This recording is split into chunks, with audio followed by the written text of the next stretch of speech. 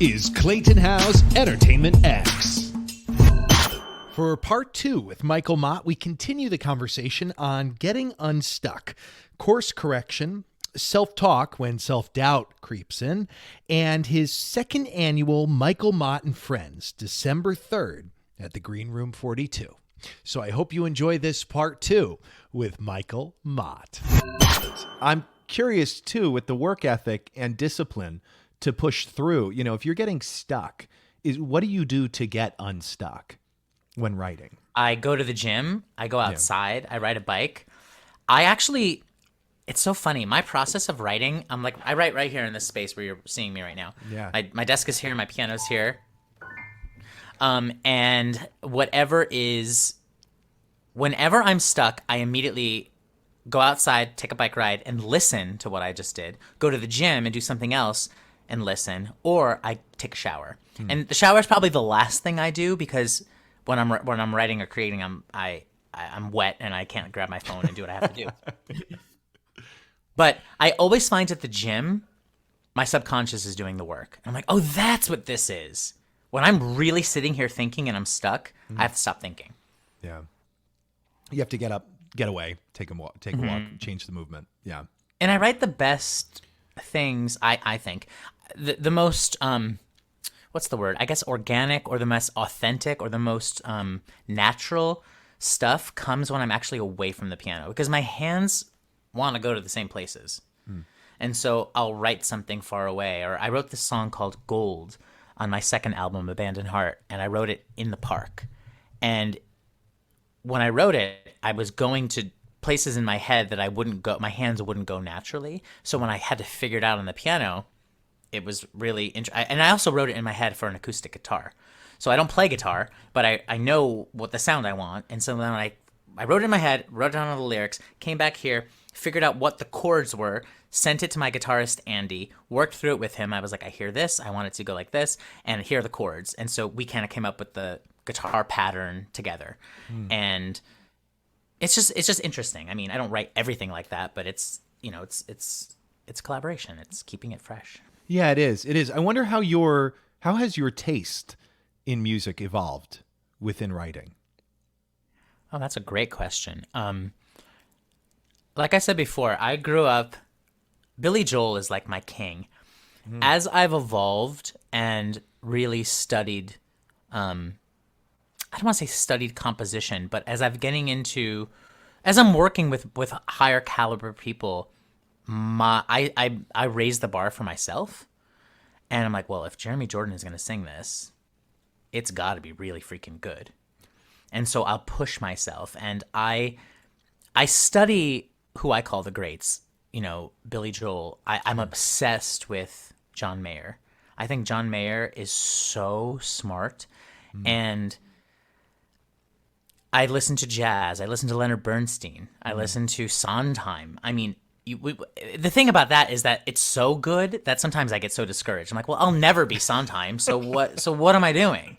I found this great interview with Billy Joel, and he said, I've never forgiven myself for not being Mozart. And I thought, yeah, I've never forgiven myself for not being Billy Joel. And so I'm always trying to get higher and higher and higher and better and better and better, you know? Yeah. And it's sad because I don't think I'll ever reach that. And so that kind of keeps me trying harder, I guess. So, yeah, I hope that answers your question. It does. It does. Did you grow up on Long Island? Or is no connection? I didn't. No, but everyone, when they meet me, my last name is actually Motta, Motta. Okay. And my friends call me Motta. And everyone thinks, oh, you're from Jersey? I'm like, no. They're like, oh, Long Island. I'm like, no. Yeah. But everyone thinks that. Okay. I make the assumption due to Billy Joel, and he's fantastic, but he also has a very interesting view on I get the impression, through the interviews I've seen of him, is very outsider. It's very much, I don't belong. What am I doing here? How did I get this kind of That's exactly right. humility? That's exactly right. And I think Howard Stern actually brought up to him, I think you've stopped writing because now you can't be the outsider. Because now you're Billy Joel, and what's your point of view now? Right. And I was like, oh, that's really astute. Yeah. Howard Stern's a great interviewer. It's Like one of the best. Yeah. yeah, he's got a whole thing attached to what he's done, but he's really good at pulling out those nuggets. Really. Mentors. Are there any mentors that come to mind and standout lessons? Yes. So I have a famous mentor, and then a one who's not quite so famous but has done so much in his own right. Kim Scharnberg, who orchestrates a lot of my theatrical material, genius orchestrator. I will write, the piano vocal of a song and hand it to him, and he will flesh it out for a 100-piece orchestra. I wrote a song called "Christmas Will You Stay" for Laura Osnes a few years ago, and it was premiered at the Boston Pops premiered it at a holiday show, and he took that orchestration, he took that piano arrangement and fleshed it out for 100 instruments and sent it back to me, and I'm like, you make me look so much smarter than I am. He is someone who has mentored me since my first album. He orchestrated my first album. He orchestrated my musical In the Light. He has been such an example of, here's how you produce an album. Here's how you make an album. And I just kind of followed his lead since the first recording from Where the Sky Ends, my first session. I remember Zachary Levi came in the room to sing a song I had written called The Left Side of the Moon. And he was in the booth, and it was myself and Kim and the engineer Jeremy Roberts. And Kim was giving some notes about like, that B flat sus should be, whatever he's saying. And Zach's singing, and I'm like, that's not what I want. And I just started giving him notes. I didn't know.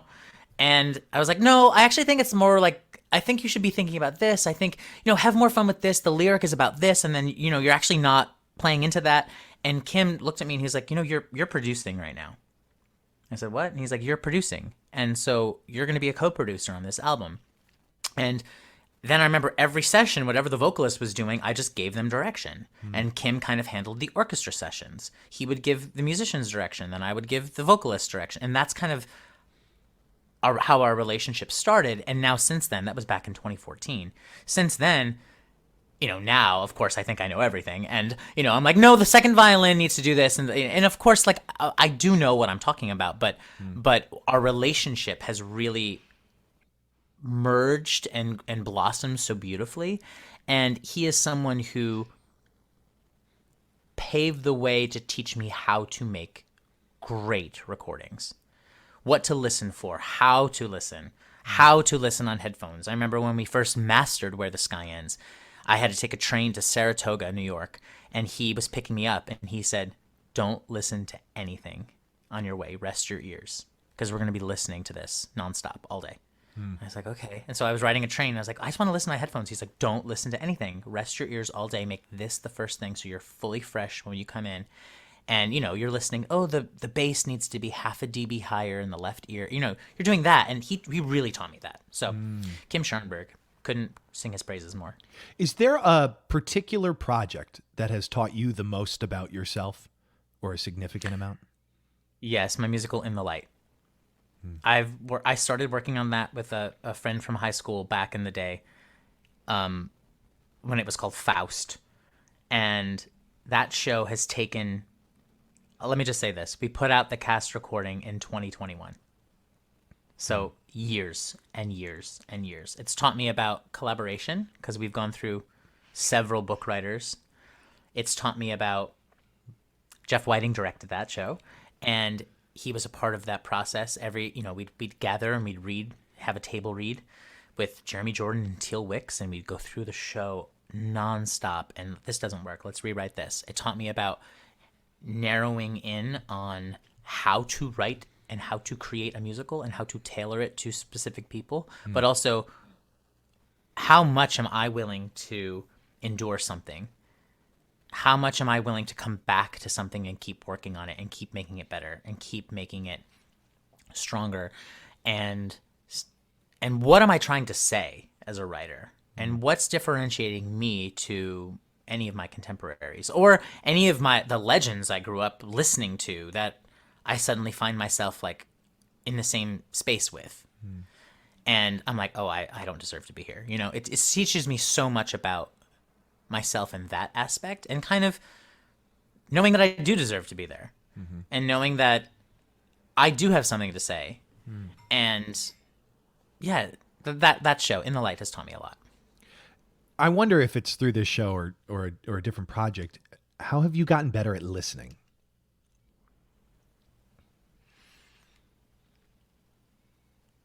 I actually think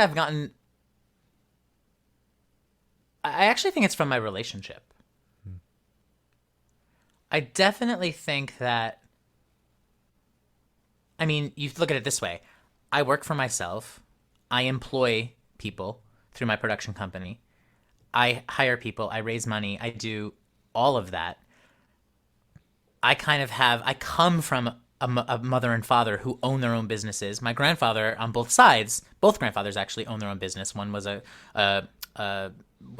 he like made curtains, my father's father, in drapery. And my mother's father owned a restaurant.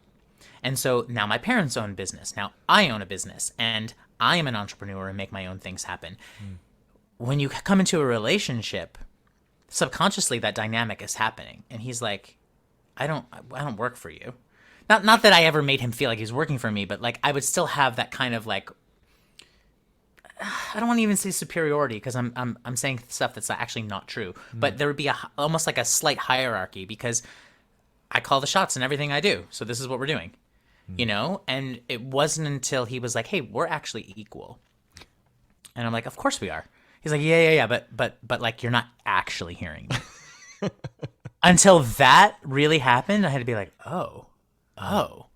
My relationship really grounded me. And now I'm hyper aware of that, you know? Yeah, that's a great answer. Thanks for sharing that. You're welcome. I'm slightly sweating. Yeah, no, but it's like that's the kind of stuff that there's someone going to be listening and they're going to be like, "Oh, I do that." You know, and that's why it's like it's just so nice that you open up in that. But then you add, you know, my partner is biracial. You add race into that, and that becomes a whole other conversation of, you know, this white man and this biracial man, and subconsciously like the patterns that we have and the people we are and the roles we play, and then suddenly I'm like, well, of course we're equal. What are you talking about? And not even realizing in my own bias and my own patterns that I'm unaware of, or I should say, was unaware of. You know, I'm so grateful that I have this person in my life, and this person who I love so deeply is patient and kind. It goes back to kindness.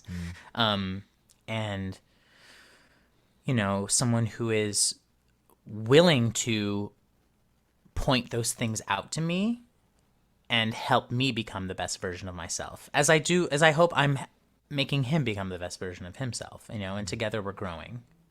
So yeah, that's where the growth happens. Exactly. I'm curious, if self-doubt creeps in, what is your self-talk to move through any sort of self-doubt, especially with the entrepreneurship of owning your own company and running your own thing? Does anything come to mind? My self-doubt comes in when I'm writing a new song or when I'm performing.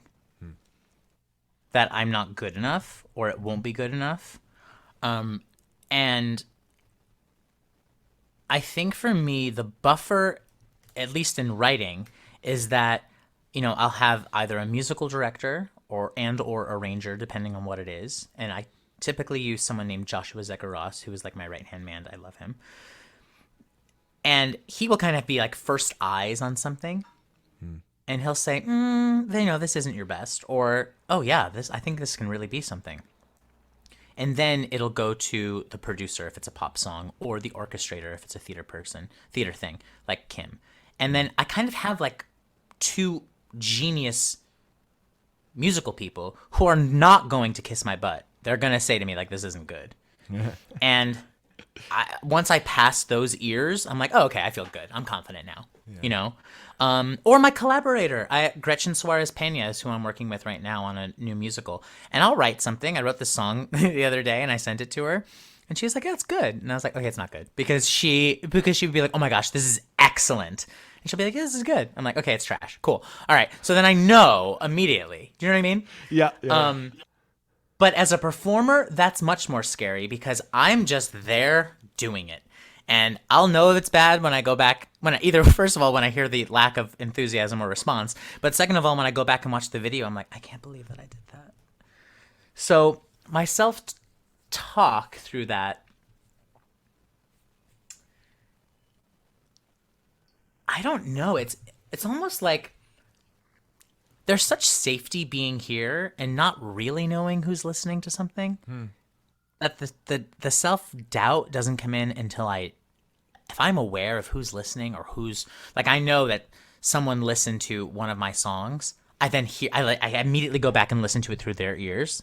I'm like, oh, well, they're going to be listening for this. This is terrible. I'll go through that. And I kind of just have to reach a place where I'm like, well, it's out there, it's in the world, and it is what it is. So keep going. Move on. I don't really hold on to things. I move on to the next thing. Yeah, well, and hope that it's in life, in everything that you've been writing and working on, how do you balance achievement versus fulfillment? I don't feel like I've achieved. I mean, okay, let's acknowledge, yes, I've done things. I've achieved, quote unquote, things. Sure. But I'm nowhere near where I want to be. I'm 30. How old am I? 37. If I'm 37 years old and I don't have any shows on Broadway, and I've had, like, what am I doing with my life? I wanted to have 2 shows on Broadway by 30, and here I am 7 years later, and all I have are albums and concerts, and I go through that. So I'm constantly trying to do better and do more and raise the bar for myself, and I haven't reached my goals yet. So that's kind of how I feel about that. Yeah. And I also acknowledge, yes, I've done things. Yes, I'm very proud of that. Like, I'm hiring people, I'm making money. I'm making money doing what I love. So I'm very proud of that, and I'm happy. But I also want more while acknowledging what I do have. Sure. And not in a greedy way, no, I know I can do this. So I'm going to keep going. Yeah. Do you ever hear any common pieces of incorrect advice in life or in the theater industry? Oh, common pieces of incorrect advice. I